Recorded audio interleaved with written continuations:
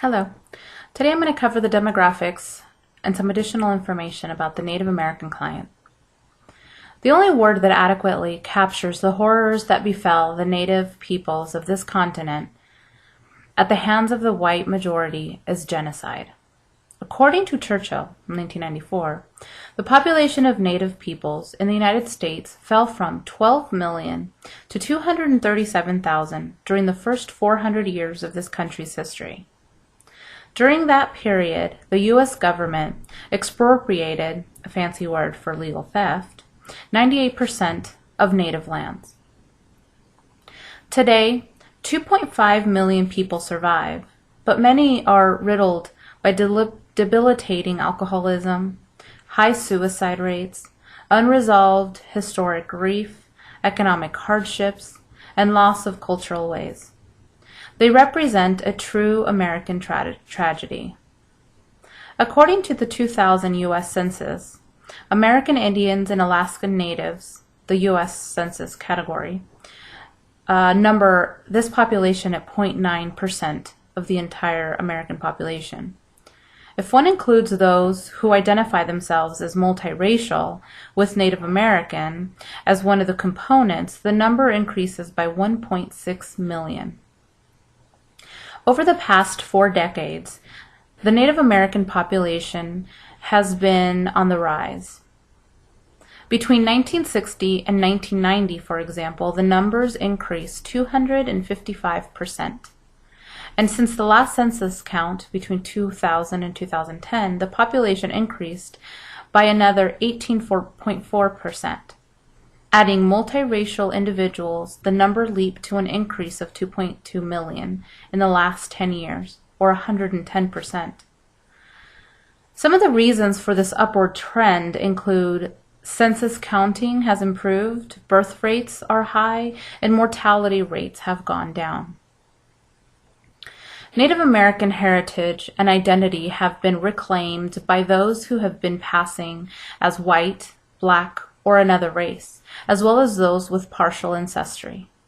As a collective, Native Americans represent almost 500 tribes and 314 reservations. A total of 79% of the population report tribal enrollment. Tribes with the largest population are Cherokee, followed by Navajo and Mountain American Indian, followed by the Choctaw, Sioux, and Chippewa. The largest Alaskan Native tribe is the Eskimo. Geographically, Native American populations cluster in certain regions. 49% live in the West, 31% in the South, 17% in the Midwest, and 9% in the Northeast. More than half the total population reside in 9 states, including California, Oklahoma, Arizona, Texas, New Mexico, Washington, North Carolina, Michigan, and Alaska. California has the largest target total population with 627,000, followed by Oklahoma. Alaska has the largest proportion of native residents at 19%, followed by Oklahoma and New Mexico. In addition, the majority of the Navajo Nation, one of the largest Native American reservations in the U.S., and the entire Tohono O'odham Nation, the second largest, are located in Arizona. Arizona has 22 sovereign American Indian communities that currently inhabit Arizona. They represent a wealth of cultural diversity. Total reservation land covers over a quarter of this state.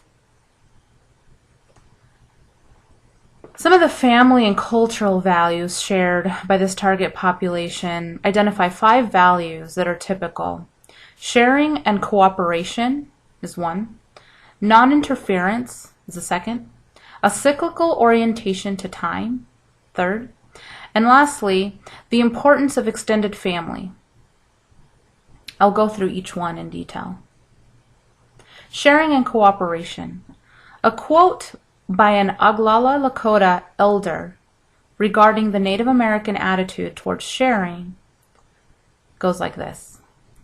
When I was little, I learned that what's yours is mine, and what's mine is everybody's. Status and honor are earned not by accumulating wealth, but rather by sharing and giving it away. Gifts are profusely given, especially during life cycle events, as a means of thanking others and acknowledging their achievements. Material possessions are freely shared and expected to be shared. Similarly, great importance is placed on hospitality and caring for the needs of strangers. Working for wages is purely instrumental. A native person, for example, may stop working once enough money has been earned to meet an immediate need. Of course, such a selfless attitude toward material wealth and possessions may prove counterproductive in the mainstream economy. One anecdote describes a traditional owner of a restaurant on a Navajo reservation who was hard put financially because they felt obligated to serve free food to their relatives. And most of the people on the reservation were their relatives. Related to sharing and cooperation, similarly to the Latino culture, competition and egotism are rebuked to native ways. The family and tribe take precedence over the individual, and it is expected that one will set aside personal activities and striving in order to help others. Interpersonal harmony is always sought and discord avoided. Non-interference. It is considered inappropriate in Native American culture to intrude or interfere in the affairs of others. Boundaries in the natural order of things are to be respected. Similarly, stoicism and non-reactivity are highly valued. With regard to communication, a premium is placed on listening. Silence implies respect, that the client is forming thoughts or that the client is waiting for signs that it is the right time to speak. To that of a non-Indian individual, such as a social worker, counselor, or therapist, they may treat the silence, embellished metaphors, and indirectness as signs of resistance when actually they represent forms of communication. Time orientation, Indian time, quote unquote, is cyclical, rhythmic, and imprecise. People are oriented towards the present, the here and now, not the future or future events and deadlines. Activities take as long as they take and have a natural logic and rhythm of their own. Lateness and defining time by external clocks and circumstances are Western concepts, the product of a linear time frame. Long-term goal setting is viewed as egotism, and life events are experienced as processes that unfold in their own time and way. One quote suggests, "The focus is placed on one's current place, knowing that the succeeding changes will inevitably come." Such a notion of time, which has a tendency to frustrate mainstream providers who work on a quote-unquote tight schedule, interfaces perfectly with the previous value of non-interference in the natural order of things. Extended families. Although the specifics of power distribution, roles, and kinship definitions vary from tribe to tribe, the vast majority of Native peoples live in an extended family system that is conceptually different from the Western notion of family. Some tribes are matrilineal, which means that property and status are passed down through the woman of the tribe. When a Hopi man marries, for example, he moves in with his wife's family, and it is the wife's brothers, not the father, who have primary responsibility for educating the sons.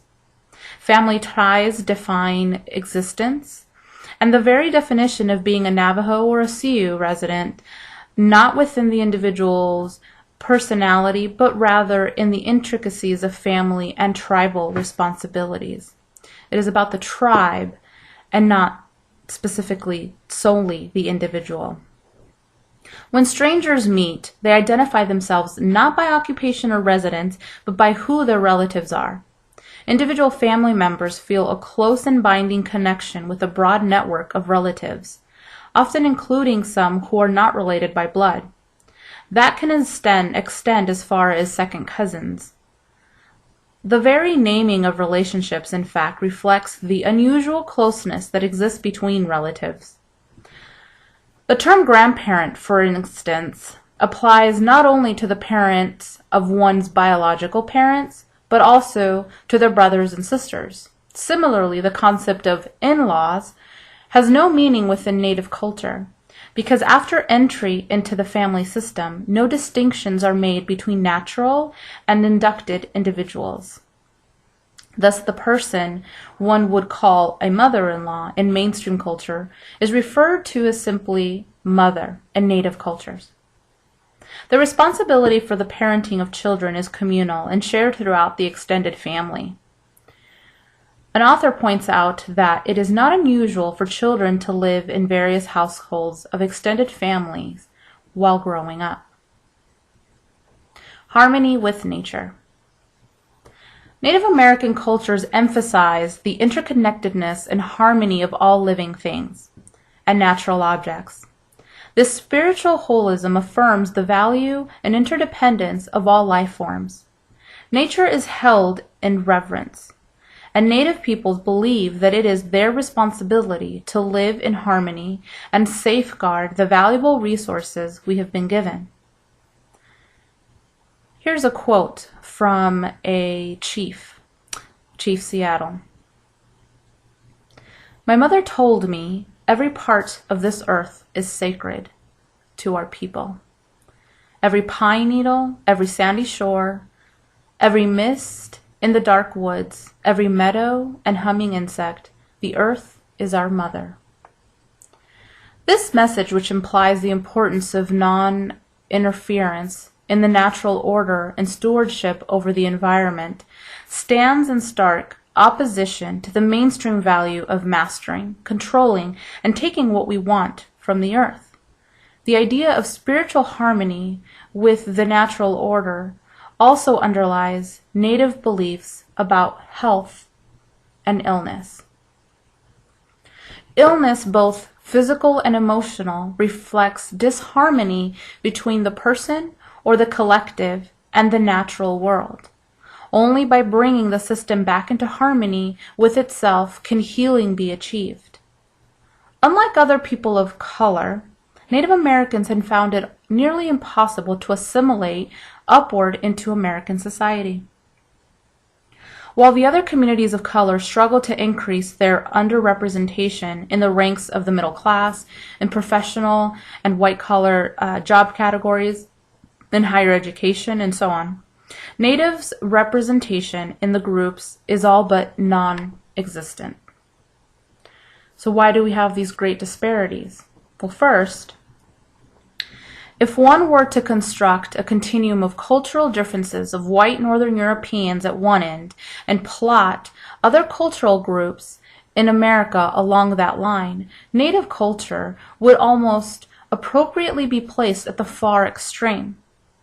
The radical differences between their ways and those of mainstream white culture set the stage for what was to occur.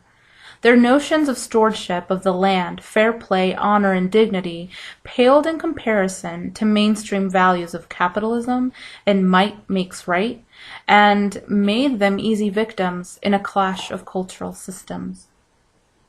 Second, so horrendous were the actions against Native peoples that the victims needed to be silenced. To accomplish this, Native peoples were turned into stereotypes, savages of the frontier, drunken Indians, Pocahontas, mascots for sport teams, and emblems for automobiles.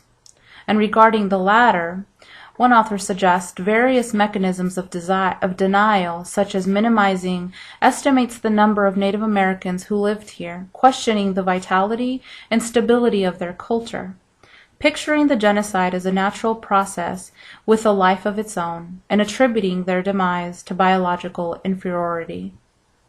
Third, for generations, the government systematically destroyed Native culture and alienated individuals from their identity, traditions, and customs.